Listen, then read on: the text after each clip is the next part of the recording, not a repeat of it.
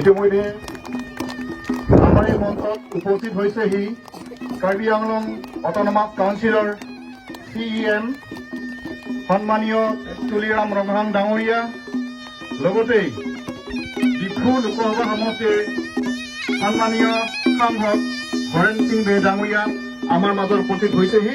তেখেতসকলক অশেষ ধন্যবাদ জ্ঞাপন কৰিছোঁ।